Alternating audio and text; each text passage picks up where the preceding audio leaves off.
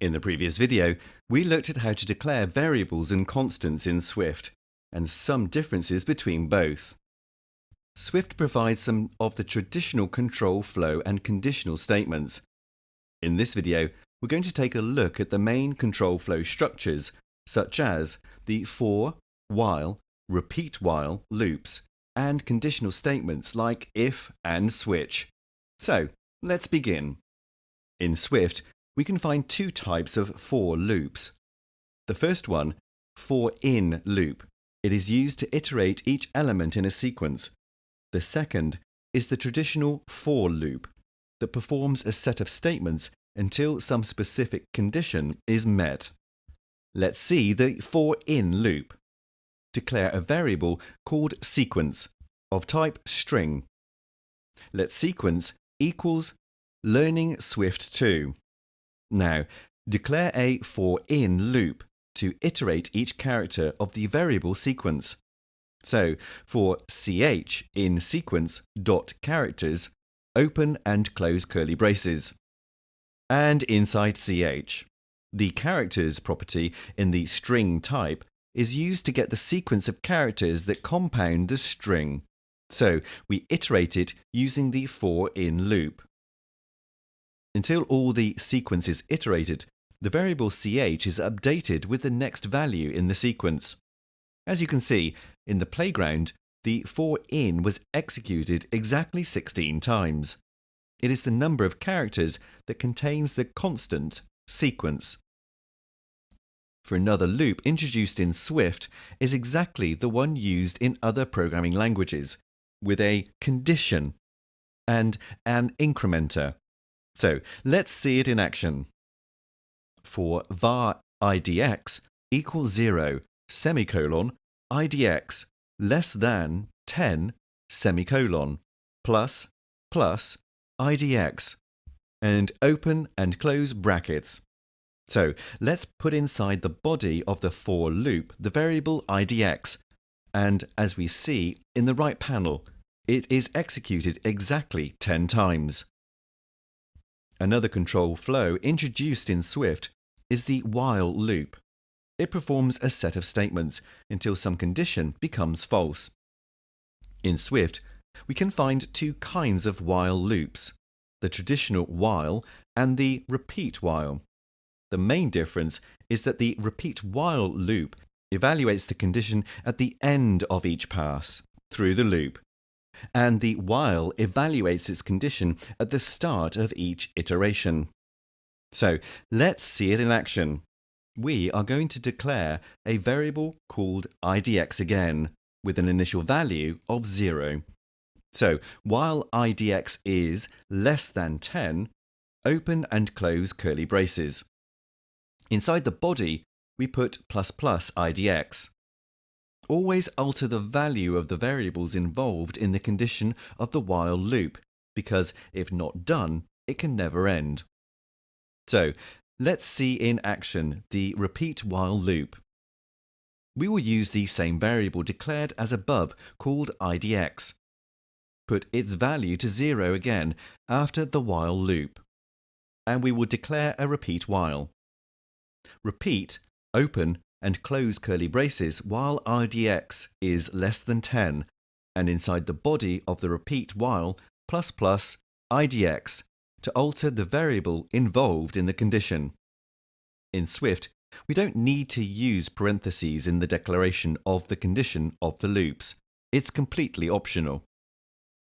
Every time we need to execute some different portion of code based on some conditions, we can use conditional statements. Conditional statements are just a way of executing a code if some condition is met. Swift provides two main conditional statements, the if and the switch statement. The if statement has a single if condition.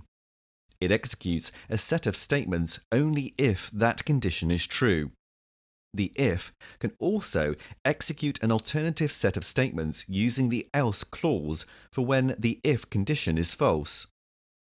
Let's see it in action. We are going to declare a new constant called number and set its initial value as 5. So, let number equal to 5. If number is less than equal to 10, open and close curly braces. Else, open and close curly braces. In the body, if the condition is true, print the string the number is less than equal to 10. Else, print the number is greater than 10. The use of parentheses in the condition in the if is optional, as for the control flow structures mentioned before. We can chain multiples of if statements together.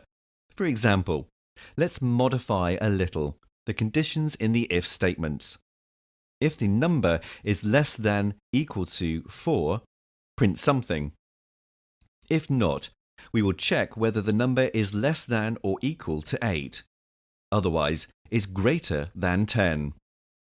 So, if open parentheses number is less than equal 4 close parentheses, we are going to put another if just near to the else statement to check if the number is greater than 4 and less than equal to 8. Then finally, another else in case greater than 10. Add a new message to print in the condition of the if chained to the number is greater than 4 and less than equal to 8. And we can see it in the right panel. The final else clause is optional. We can omit it if not needed. The switch statement is commonly used in cases where you need to consider a value and compares it against several possible matching patterns. It executes an appropriate block of code based on the first pattern that matches. Let's see it in action. Switch number, open and close curly braces. Each condition in the switch statement must be preceded by the case keyword and then a colon. In the first case, we're going to use the range to match if the number is inside the interval from 0 to 4. In the second case, if it matches the interval from 5 to 8. And finally, the default clause in case none of the previous has been entered. The switch statement is exhaustive. This means that every possible value of the type being considered must be matched by one of the switch cases, and the catch-all case default always must appear last. The entire switch statement finishes its execution as soon as the first matching switch case is completed. As we can see in the right panel, the pattern it matches is the second. Switch statement in Swift stops when the first matching case is completed. If we need to match and continue to the next case, we can use the for through statement to forward into the next case. Let's modify the code to see it in action and see how it falls into the first and the second cases clauses. Awesome! In this video, we have learned the control flow structures and the main conditional statements used in Swift. In the next video, we're going to take a look at the functions and an interesting topic called closures.